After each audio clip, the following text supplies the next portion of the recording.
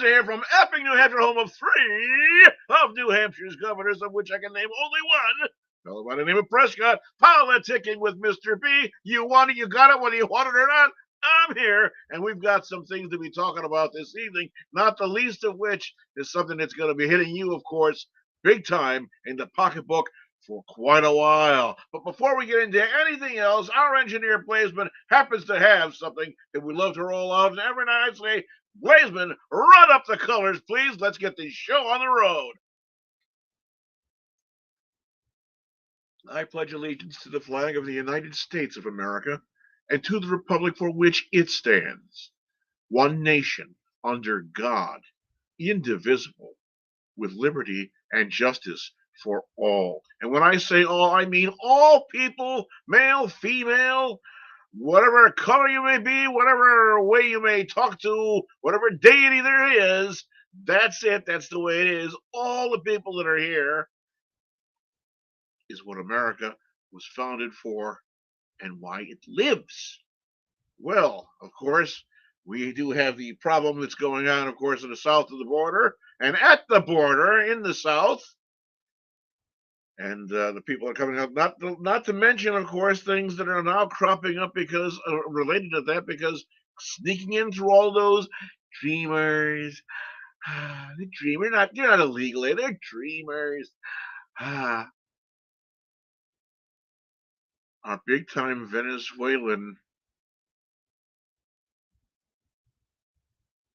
gangsters. That's right. Entire gangs, organized crime, such as the like we've never seen. If you thought that what they had with what they used to call the mafia was with that and everything else was running through things around here in the United States, you ain't seen nothing yet. Because now here on American soil is starting to manifest things that happened 100 years ago during the roaring 20s. Well, here we are. We're in the 20s again, ladies and gentlemen. The roaring 20s. And what's there? What's happening?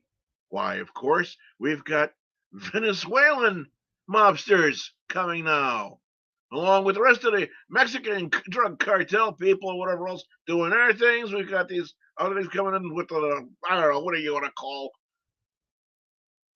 the theft and whatever else, rings and whatever else. Ladies and gentlemen, we're fucked. Okay? We're fucked. Because of all these different stupid laws these people come out with, well, you can arrest somebody, but they don't have to have bail, you can get out, whatever else. This country is circling the freaking drain. There's very, very little that's going to straighten things out. And in a couple of minutes, we've got some videos to get going. But before I get any further with that, first thing I want to do, I want to touch on something else. I've done this before. It's this time again. It's that time of year again. And it's a good time of year, ladies and gentlemen. The Girl Scouts are doing these again. Girl Scout cookies. It's Girl Scout cookie time. Yay! So when things start coming around, I have some very dear friends up in Maine. Young lady who did remarkably well selling Girl Scout cookies. And she's doing that. And unfortunately, something's going around. She might have some sort of medical issues. So we pray things get worked out with her and whatever else. And she's able to go ahead and top her sales from last year and do whatever else. But wherever you're, it's a great program, and they make incredible cookies, which it's a wonderful benefit you get from donating, and it's costing $6 a box now. But you know what? For kids, for something like this, it's worth it. You'll see them out in front of stores, grocery stores, or maybe at Walmart's or this, I don't know what else, wherever they get a permission to do it, selling Girl Scout cookies. Please, if you can do it, give up one of your Flapalata Chata coffees for a day and buy a box of cookies and help kids out for something that works wonders. So things that will help keep kids out of the cartels, off of drugs, off of the streets, and away from crime. Girl Scouts, great thing. I can't talk enough about them. Well, now having been said about things going on with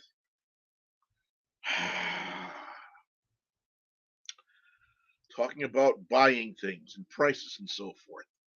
Prices, I'm sure you've all realized, have been going up, and the portions of items that you're buying have been going down, and sometimes for a while the prices were remaining the same, but the amount of what you're purchasing inside a package, they call it shrinkflation. Shrinkflation. And now the shrinkflation has gone about as far as that can do. Well, shrinkflation has happened. You're still buying only that reduced amount, but now those prices are going up. And that laughable louse down in Massachusetts, Elizabeth Warren of all things. Yes, that's right. Elizabeth Warren, Massachusetts answer to, I don't know, I'll get to that in a minute, but she says that, well, shrinkflation is the reason why the prices are going up, and it has nothing to do with Joe Biden and his failed economics things or whatever else. So let me show you. I can sit here until I'm blue in the face about how stupid what she said is, or I can show you. How many of you like to go out sometime every once in a while? You remember to go someplace and get a soda or an ice cream or whatever it is. You go to a place like create Mr. Smithers Soda Shop. Let's go to Mr. Smithers Soda Shop, ladies and gentlemen, and we're gonna get ourselves back. Let's step back 10 years. Go to Mr. Smithers Shop. Let's get ourselves a nice ice cream soda. We'll get an ice cream soda here at Mr. Smithers mainstream American life 10 years ago. You go to Mr. Smithers Shop and you got a nice ice cream soda that look like that. Nice, see how nice it is inside there and whatnot. And it cost $1. Well, with all things that's been going on with this Bidenomics and this thing and that thing and whatever else, was driving prices up. We had incredible amounts of fossil fuels that were at our fingertips here in the United States of America, and Joe Biden and his administration shut it down, causing us to go out and buy from outside sources and import again, causing prices for fuel, for transportation, and electric generation, and for all sorts of things. The prices are going up. And the prices keep going up. And people keep saying, "Oh, geez, it cost me this and that or whatever else to make it. It's costing more. And I got to do something. I don't want to raise the prices on the people because they're having a tough time already. So tell you what we'll do. We'll still charge them just $1 for it. We'll give them a little bit less. So now Mr. Smithers' store doesn't give you a nice glass of ice cream soda like this. Now it gives you something. It's a little bit less. Same size glass, but like this. And you might have noticed this with if you go into the grocery store and suddenly that carton of orange juice, if you feel it, it feels more narrow. And then you look at the numbers on the bottom, it tells you, oh no, it used to be this amount, now it's only that amount. But it's still charging the same thing. So now Mr. Smithers is giving you the ice cream soda, but it only has this much in it. Oh, but it's only still $1. Don't worry about it. Don't worry about it. It's only still $1, but you're only getting this much. But don't worry about it. Don't worry about it. And the consumer prices continue to rise because wholesale costs of production and so forth continue to rise. And why? Because of President Biden and his administration's failed economic policies, the resultant effect of prolonged Bidenomics. Now at Mr. Smithers' store, you can get less of an ice cream soda, and it's now costing you not $1, but $2.50. And this is going to keep going on, ladies and gentlemen. This shit is going to keep happening. And I can prove it. Why? Because just today, just this very day today, on Fox News, they said in 2020, beef cattle were culled because of COVID, this and that, and whatever else. Poultry, they killed off poultry, this and that. They killed off a bunch of beef cattle, whatever else, because of COVID concerns and the downplay of COVID and whatever else. Now in 2024, prices, you've seen them all, of beef have gone up through the roof and they're still climbing. 2024 feeder cattle shortage, a feeder cattle shortage because why? 2 years ago, 3 years ago, 4 years ago, they were killing off cattle, so now there wasn't enough to keep the herds up. Now they got to play catch up, and it takes minimum of 2 years. 2 years for cattle to get from birth to the time where they get butchered and put out so that you can get it shrink wrapped meat in your butcher's showcase. And prices are going to continue to go up. Then right here. And my source, of course, from Fox Television News this morning, 2/7 of 24. But, what's to blame for this? No. Besides Biden himself saying, oh, it's the MAGA Republicans, blah, blah, blah, blah. But Elizabeth Warren, the Massachusetts answer to genuine handmade moccasins, opines that shrinkflation is the cause of rising prices, not Bidenomics. So wait. Let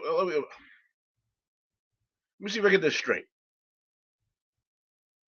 You're raising prices and you're reducing the amount of whatever it was we're being given, and because of that, you're raising prices. That's what's called circular logic, ladies and gentlemen. Makes absolutely, positively, unequivocally no sense whatsoever. But because Elizabeth Warren, the Massachusetts answer to handmade genuine moccasins, opines shrinkflation is cause of rising prices, not Bidenomics. Frankly, ladies and gentlemen, that law makes about as much sense as saying my belly is fat because Jell-O jiggles. And we have a comments here, by the way, from someone. Thank you very much. By the way, 508-974-4231. Call in, please. Crispy Farco says, and the sad part is Mr. Smith's soda store ain't making a penny extra. The government is making everything extra, and Mr. Smith feels like he's robbing his customers. Exactly. Thank you very much, Crispy, who also said that, to be fair, they've been doing that to pasta and ice cream. Yes, we know that. I was just using the ice cream thing as a simplified way of making an example. But yeah, anyway. Hello, all. Share the show. Thank you very much. I want to say thank you very much for watching. So, yeah, this is what's going on, and this is what they're trying to put out there now, saying that, no, Bidenomics has nothing to do with it. Prices are rising because prices are rising. And amounts that you're getting for the amount of money that you're spending is going down because prices are rising. This is what they're saying. It is, again, what's called circular logic. It makes absolutely no sense whatsoever, and it's fully expected by people like Elizabeth Warren. Well, that having been said, ladies and gentlemen, we've been sitting here talking about this, flapping my guns now for a couple of minutes. How do you feel about that? Please, by all means, 508-974-4231. I want to hear from you. Call in, please. We'd love to have some discussion and some input from the people out there. In the meantime, Mr. Blazeman, our engineer, is sitting back waiting for me to say, we've got a video now that's going to start talking about the next subject we're going to be addressing. And if you've got that available, Mr. Blazeman, the video of an interview with the Shah of Iran, the fellow who was in charge of Iran before the overthrow back in the late 1970s, talking about what was going on with the Palestinians way back in 1979. A CBS television interview. Mr. Blazeman, if you got that video, you can go ahead and roll that, please. I hope you got it. Are you still there with it? Here we are. They had the sympathy of many people, almost all the countries in the world, persecuted people, stateless people, looking for a home or something. Yeah. You know, exactly like the sympathy that the Jews had when they were searching for a home. Right. But our good Palestinian friends must know that there is only a limit to where they can go and bully the world. Bully the world? Yes, by terrorism and blackmailing and this and that. You know perfectly well, Your Majesty, that the leaders of the Arab world find the Palestinians as much a problem almost as the Israelis do. Isn't that a fact? What I can say is that they should really open their eyes, reassert their situation, and if there is a hierarchy and someone there in command Of the Palestinians, you mean? of the Palestinians, to start a new policy, because the actual one is going to lead them nowhere. With whom do they really have understanding? With Assad, with Sadat, with Hussein? That's a very good question. They have none with any of these leaders. Not to my knowledge. And they seem to be out of control. It seems so today. And what about the Arab leader who supports the Palestinians, the terrorists, with his oil money, Muammar Gaddafi of Libya? He's crazy. You really believe that? Oh, yes, no doubt. The man is absolutely irresponsible and crazy. The Palestinians obviously had the sympathy of many, many people, almost all the countries in the world, persecuted people, stateless people, looking for a home or something. Yeah. You know, exactly like the sympathy that the Jews had when they were searching for a home. Right. But our good Palestinian friends must know that there is only a limit to where they can go and bully the world. Bully the world? Yes, by terrorism and blackmail. So, ladies and gentlemen, there you have it. Proof positive that this problem with the difficulties with people in Palestine has existed in the current world for a lot longer than just a few days or a few weeks or whatever else. This is something that has been going on specifically with extremist forms of people from the Palestine community for a very, very, very long time. And as stated, even peoples from surrounding areas, from surrounding communities, from surrounding Arab states are all saying exactly the same thing that you're hearing now.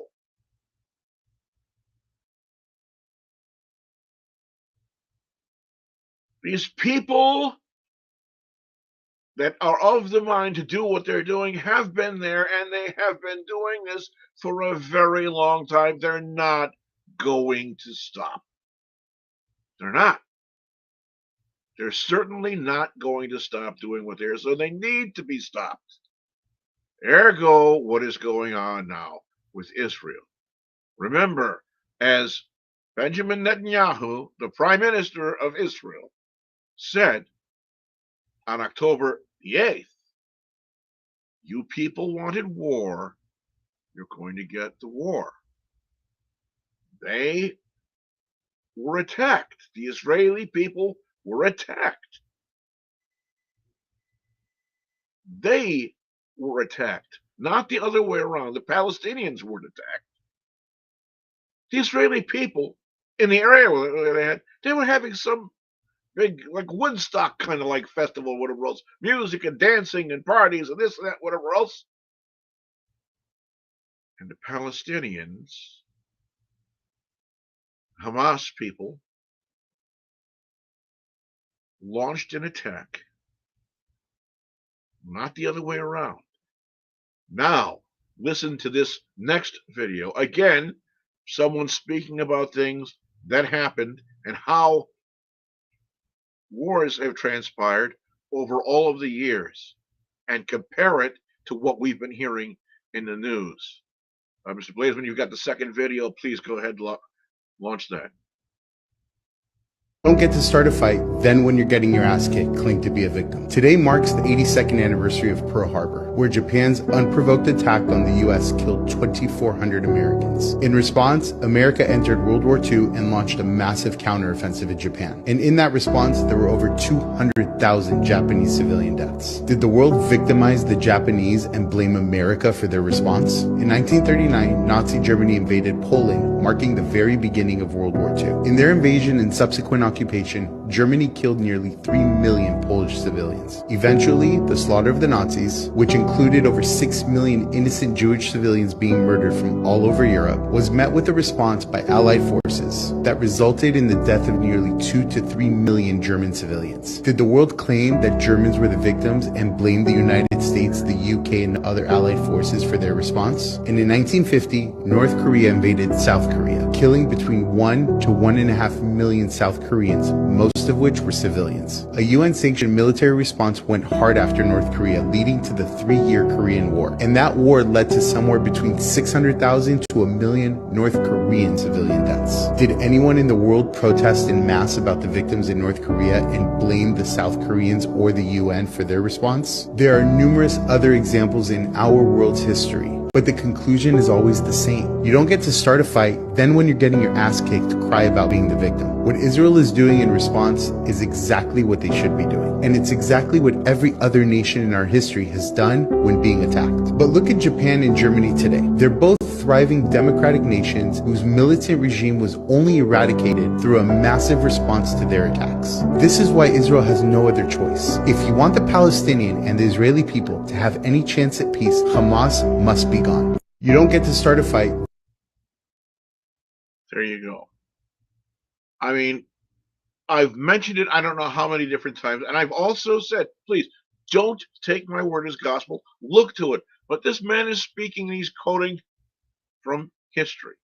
History, recorded history, especially the kind that we have now, all the means of recording things that took place in the 20th century that all cropped up, absolutely, positively, unequivocally clarifies, makes things impossible to refute.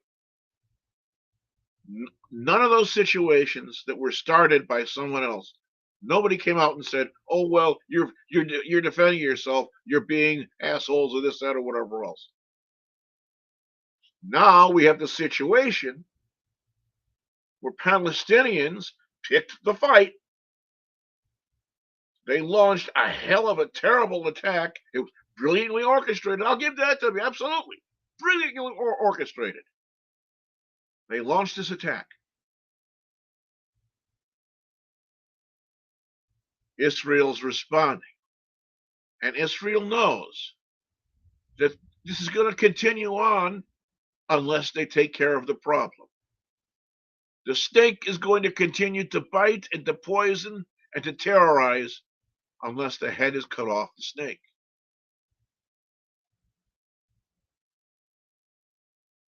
They're not picking the fight. They're not brutalizing deliberately. They're not overstepping. They're doing what needs to be done.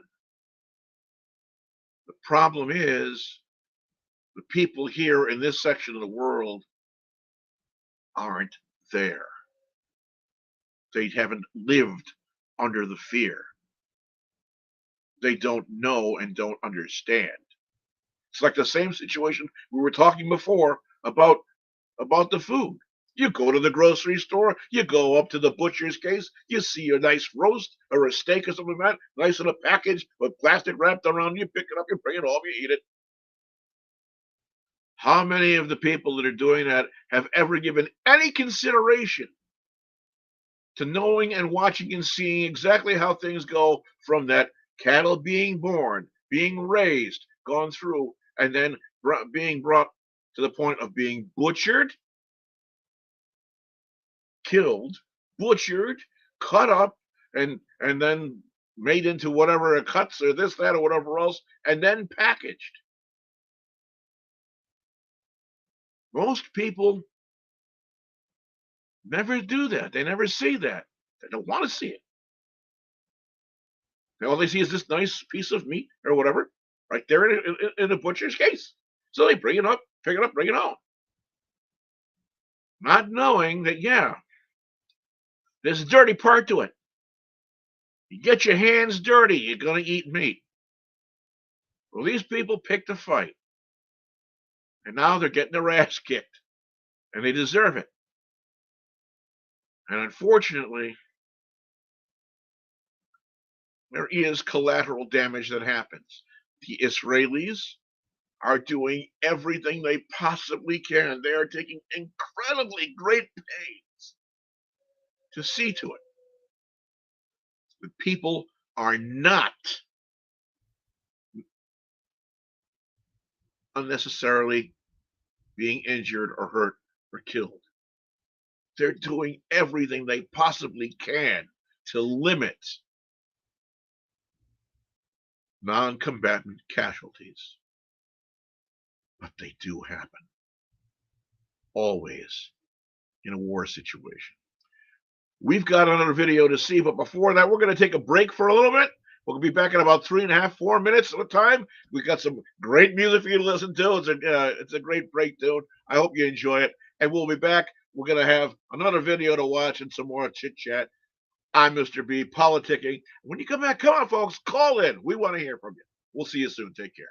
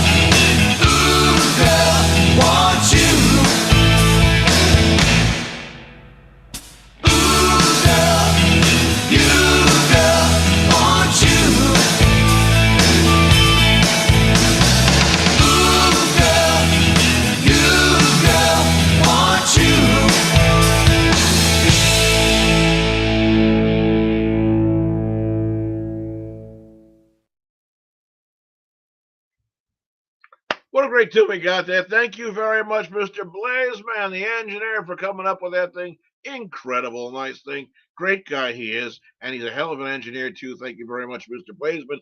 All right, 508-974-4231. Call in. Let's hear from you. We're talking now about what's going on over in the Middle East with the Palestinians. What are we going to do with them? What's to be done with them? What's going to happen? What do you think is going to happen when all the shooting is done over and done? In the meantime, we've got a new video to come up. Another thing for us to watch. Mr. Blazeman, if you're ready with that, you can go ahead and launch that. I appreciate it.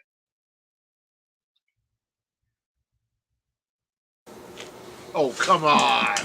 Come on. Hi, folks. It's your old friend, Mr. B here, and I'm sure an awful lot of people are out there saying, Mr. B, what do you do for fun and excitement when you're waiting for a snowstorm that's going to last 3 days? What do?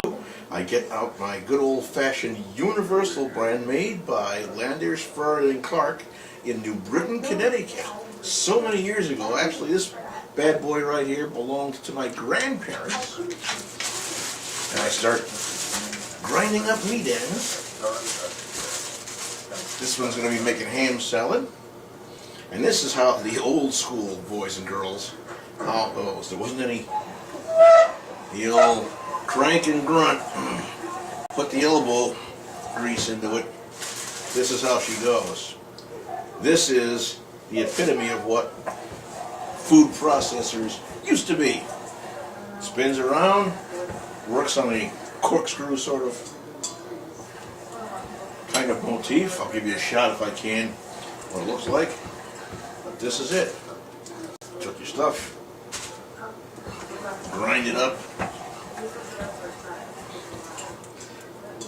This is what a real food processor really was before they had La Machine or and any other wonderful things like whatever. And that's what that does. Lines that up just like that. And of course we have our friend here, Mr. Joe, who's looking for his, tell you what, here you go, Joe. Look at that, folks. Got a little bit more. Whatever it is. Grind them up. Put it inside. Just takes it right in. And this, even though it's manually operated, is still a machine. Now, you may ask, okay, now you're grinding up all of these meat ends. What do you do with it? Well, I turn it into ham salad. And to do that, we get our mayonnaise and some sweet pickle relish. Mix it in, maybe put some onion in as well. It depends on the individual taste. And something like this, you can make sandwiches for weeks like this. Here, I'll give you a little shout. Let me see if we can get a little shot of this. Can you imagine a relic like that? Look inside there. There it is. A little spin aroundy. Just works on that principle.